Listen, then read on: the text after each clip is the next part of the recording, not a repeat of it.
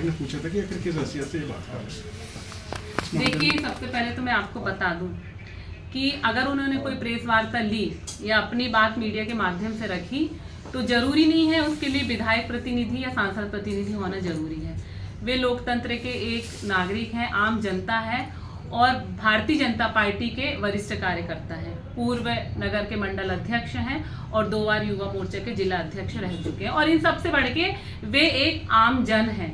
और मैं आपको बता दूं, राष्ट्रपति से लेके एक आम जन तक हर एक व्यक्ति को एक तो जहां मताधिकार का अधिकार होता है, वहीं अपनी बात को पूरी दृढ़ता से और स्पष्टता से रखने का अधिकार उसे प्राप्त है। उसी अधिकार से उन्होंने वो वार्ता ली है, क्योंकि उन्होंने उस वार्ता में कहीं भी शब्द का प्रयोग नहीं किया है कि मैं एक विधायक प्रतिनिधि या सांसद प्रतिनिधि होने के नाते ये वार्ता ले रहा हूँ। उन्होंने किसी प्रकार की ऐसी कोई बात नहीं कही। जहां तक हैसियत जैसे शब्द का उपयोग किया गया है, तो मेरा मानना है कि एक गणमान्य, एक समझदार, एक सम्मानीय जनप्रतिनिधि को इस तरीके के शब्द उपयोग करना शोभा नहीं देता। हैसियत, औकात, ये सब हमको एक जनप्रतिनिधि होने के नाते शोभा नहीं देते। हर किसी का अपना अपना एक स्टेटस होता है, अपना अपना एक आत्मसम्मान होता है। और उन्होंने, मुझे नहीं लगता कि कोई गलत बात कही। उन्होंने यही कहा है कि हम सबको मिलके काम करना चाहिए। जैसे आप जनता के द्वारा चुने गए प्रतिनिधि हैं, हम भी नगर पालिका में जनता के द्वारा चुने गए प्रतिनिधि। यहाँ बैठा हुआ एक पार्षद, सभापति, हर कोई वोट के माध्यम से ही यहाँ आया है, अपनी मर्जी से कोई नहीं आया। हम सब लक्ष्य लेके आए हैं कि हमको कैसे आम जनता की, शहर की सेवा करनी, उसी भावना के साथ हम आए हैं। और अगर यही आरोप प्रत्यारोप चलते रहे तो हमारा जो कार्यकाल बचा हुआ वो भी ऐसे ही निकल जाएगा। इसलिए किसी भी प्रकार के मतभेद से हटकर और किसी भी प्रकार के वाद विवाद में ना पड़ के हम तो चाहते हैं कि वे भी अपना काम पूरी निष्ठा ईमानदारी से करें। हम तो कर ही रहे हैं और हम सब मिलके करें, तो इसमें हमारे शहर की जनता जनार्दन को, हमारे अपने लोगों को, हमारे समाज को इस चीज़ का फायदा मिलेगा। और मुझे नहीं लगता है कि उस प्रेस वार्ता में ऐसा कोई गलत अपमानजनक शब्दों का उन्होंने प्रयोग किया है। शायद आपने भी सुना होगा, सभी ने सुना है, क्योंकि ये हमारी तहजीब में, हमारे संस्कारों में नहीं है कि हम किसी के लिए गलत शब्द प्रयोग करें। हमारे शब्द, हमारा चाहे कोई भी हो जनप्रतिनिधि, वो भारतीय जनता पार्टी का हो, अदर किसी पार्टी का हो, हम सबके लिए एक सम्मानजनक शब्द उपयोग करते हैं। और किसी भी दुर्भावना से ग्रस्त होकर हम कभी कोई काम नहीं करते। किसी भी प्रकार की घृणा या द्वेष की भावना हम किसी के प्रति नहीं रखते। वो तो एक प्रोटोकॉल की बात आई थी, तो प्रोटोकॉल की बात मैंने भी मीडिया के माध्यम से कही, क्योंकि मैं और मेरा परिषद का एक सदस्य, पार्षद और मेरा पूरा संगठन, हम हमेशा प्रोटोकॉल का ध्यान रखते हैं। प्रोटोकॉल जैसे शब्द का उपयोग इसलिए किया गया कि हम सिर्फ उन्हें ये याद दिलाना चाहते थे कि जब वो नगर पालिका अध्यक्ष थी तो उन्होंने प्रोटोकॉल का कभी ध्यान नहीं रखा। उस समय हमारे माननीय पूर्व कैबिनेट मंत्री गौरी शंकर बिसेन जी सांसद हुआ करते थे। उनकी पार्टी के खुद सम्राट सरस्वार जी के पिताजी अशोक सरस्वार जी विधायक हुआ करते थे। लेकिन आज भी आप देख सकते हैं किसी पत्थर पे उनके नाम का उल्लेख नहीं है, और ना ही उस समय जो कोई कार्ड प्रिंट होते थे उसमें उन लोगों का नाम मुख्य अतिथि अध्यक्ष के रूप में होता था। ये सिर्फ याद दिलाने के लिए हमने उनको प्रोटोकॉल की बात कही थी। हमने कहीं उनको नीचे दिखाने की भावना से या गलत अपमानित शब्दों से हमने उनका उल्लेख नहीं किया है, तो इसमें बुरा लगने वाली कोई बात नहीं है। आपने बोले कि साथ में काम करने की बात कही अभी, जैसे बाहर अगर वो आपको आमंत्रित करते हैं। देखिए, ये तो समय की बात है, जरूरी नहीं है कि जिस समय वो अपने भ्रमण पे जा रही हैं तो उस समय मैं भी खाली हूँ। मेरे भी रोज शहर में अलग अलग कार्यक्रम रहते हैं कई जगह, वो तो एक मिसमैच होने वाली बात है। पूर्व निर्धारित अगर उनके भी कार्यक्रम हो, मेरे भी कार्यक्रम हो, तो हम अपने कार्यक्रमों को छोड़ के एक साथ, अभी भी कई जगह हम एक साथ एक मंच को शेयर करते हैं, हम कई जगह मिलते हैं, बैठते हैं। तो ये भी कहा कि आपके पारिवारिक कार्यक्रम में वो जाती हैं कहीं पे। बिल्कुल सम्माननीय है, हम बुलाते हैं तो वो आते हैं और आना भी चाहिए। लेकिन आप लोग नहीं जाते, ये भी आरोप लगा। ऐसे तो कभी बुलाए नहीं है, मुझे ध्यान नहीं है। अभी भी वो जन्मदिन की बात कर रही, पर ऐसा कोई आमंत्रण पत्र तो हमारे पास आप देख सकते हैं कि कोई भी आमंत्रण पत्र ऐसा आया। आप लोगों ने मेरी पोस्ट, शायद मैंने पोस्ट शेयर किया है।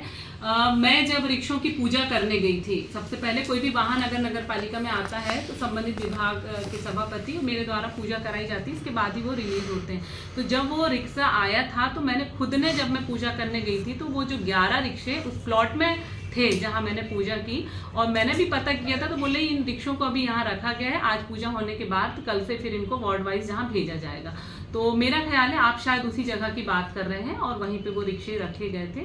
तो और ये बात तो मैंने पहले बता दी ना, आपको क्लियर कर दी कि अगर किसी भी प्रकार की तकनीकी खराबी है, कोई फॉल्ट है, तो उनको तो रखा नहीं जाएगा और 1 रुपए का भी भुगतान उसमें किया नहीं गया है, तो वही बात ही नहीं भाभी है। अक्सर आपके यहाँ जब भी कोई वाहन खरीदे जाते हैं, हम भी चाहते हैं कि नगर पालिका में वाहन बढ़े, इनकी गुणवत्ता के साथ में क्यों आपने शायद स्वच्छता के लिए जो गाड़ियाँ आई थी उसको भी चादर लगे हुए थे वापस किए, फिर आपने ये रिक्शा खरीदे, इनको फिर ये 1 सप्ताह में रिपेयर होने के, तो इनकी गुणवत्ता के साथ क्यों समझौता होता है? मेरे ख्याल से वो एक ही रिक्शा है, इसके अलावा पूरे 9 दूसरे- रिक्शा थे हम लोग जब वहाँ गए थे तब। नहीं, मुझे तो एक ही रिक्शे की हम आपको जानकारी व्हाट्सएप मिली मैसेज है। कर देंगे, उसमें जो वार्डों से जो गीले होके आए, मतलब कचरे से जो दिख रहे हैं वो पूरे रखे हुए हमारे पास। नहीं ठीक है ना। सर्विसिंग के लिए दूसरी था, चीज ये है कि मैं किसी का भी पक्ष नहीं ले रही हूँ, क्योंकि हम तो किसी वो से क्या हुआ, परिचित एक है को नहीं ये है। हुआ तो फिर बाकी को सर्विसिंग के लिए इकट्ठे फिर वो नहीं तो बोले- जैसे आपको भी लग रहा है कि जैसे 1 सप्ताह रिक्शा चले नहीं,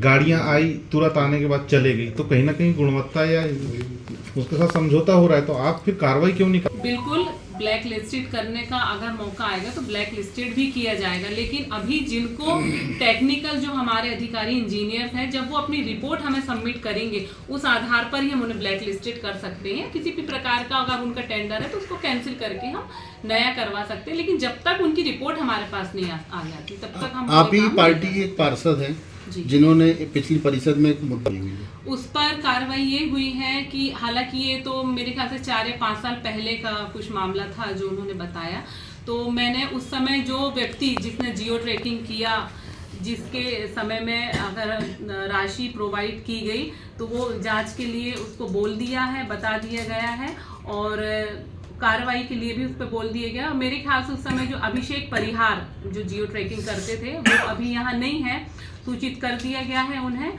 और बिल्कुल बख्शा तो किसी को नहीं जाएगा। अगर ऐसा लग रहा है हमें कि कहीं ना कहीं लापरवाही की गई है, पर दुर्भावनावश नहीं की जाती, हो सकता है कोई बाई मिस्टेक ये हो गया हो, तो ये एक अलग विषय है, लेकिन उस पर सख्त से सख्त कार्रवाई की जाएगी। आपने कुछ दिनों पहले बयान दिया था कि शहर के जो महापौर पहले ही जैसे ये चीज़ क्लियर कर दी गई थी, इसके पहले भी होल्डिंग्स बैनर वालों की बैठक ली गई और बता दिया गया है उन्हें सख्त हिदायत दी गई है कि चौक चौराहों पर महापुरुषों की मूर्तियों से लगा के किसी भी प्रकार के होल्डिंग बैनर नहीं लगाए जाएंगे। इसमें हमने कोई मापदंड तय नहीं किया था, जैसे अभी आपने बताया कि हमारी पार्टी वाले, या देखिए पार्टी कोई भी हो, जनप्रतिनिधि कोई भी हो, सभी को लोकतंत्र में रहने का, अपने आप को दिखाने का सभी को अधिकार है, वो एक अलग विषय है।